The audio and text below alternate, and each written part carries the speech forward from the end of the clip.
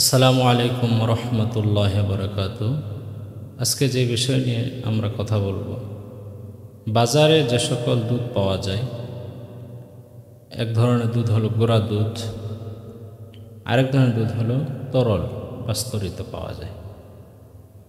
তো এগুলো আসলে আমাদের জন্য কতটুকু স্বাস্থ্যসম্মত, সেগুলোর দিকে যদি আমরা একটু চিন্তা করতাম, নজর দিতাম, তাহলে অবশ্যই আমরা বুঝতে পারতাম।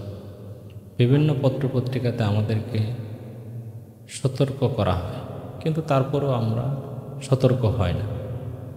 দৈনিক আমার দেশ পত্রিকায় 2007 সালের জানুয়ারির 23 তারিখে একটি প্রতিবেদন লেখেন যে বাজারে যে সকল গোড়া দুধ পাওয়া যায় সেগুলোর 86.66% একেবারে নিম্নমানের, আর তরল যে সকল দুধ পাওয়া যায় এগুলোর 100% নিম্নমানের।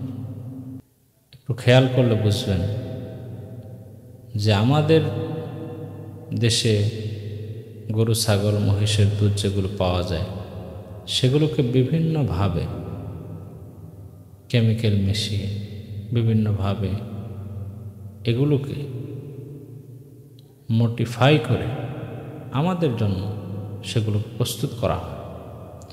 আমরা যদি একটু সচেতন হইতাম তো দেখা যেত যে আমাদের জন্য এবং বিশেষ করে আমাদের বাচ্চাদের জন্য এই জীবনে সুস্থতার একটি নিয়ামত তারা পাইত। কনজিউমার অ্যাসোসিয়েশন অফ বাংলাদেশ ক্যাবের নিজস্ব তত্ত্বাবধানে এবং বিএসটিআর মাধ্যমে বাংলাদেশের 15টি ব্র্যান্ডের গোড়া দুধ এবং 3টি পাস্তুরিত তরল দুধ এগুলোর উপর গবেষণা করে দেখা যায় যে প্রায় 13টি গুঁড়া দুধ এবং পাস্তুরিত তরল দুধ 3টি বিএসটিআইয়ের যে খাদ্যের মান আছে সেই অনুযায়ী সবগুলো নিম্নমানের।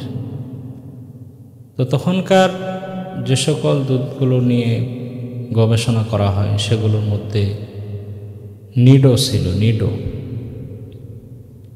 অ্যানলিন, ফেসমিল, Pran, Marks, Diploma, Farmland, Quality protein, Starship, French, Milk Vita, Danish ও রেড কাউ।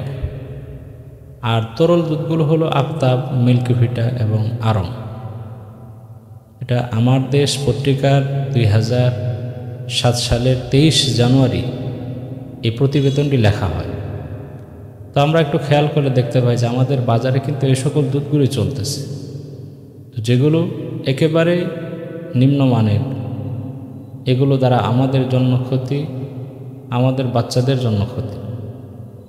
অনেক মায়েরা আছেন যারা নিজেদের শারীরিক কষ্ট মনে করে বাচ্চাদেরকে এই গুঁড়ো দুধের উপর তাদেরকে নির্ভর করতে চান। তো আমরা যদি এই প্রতিবেদনটা একটু খেয়াল করতাম তাহলে আমাদের বাচ্চাদের জন্য এবং আমাদের জন্য সকলের জন্য উপকারী হতো। মহান রব্বুল আলামিন আমাদেরকে বুঝার তৌফিক দান করেন।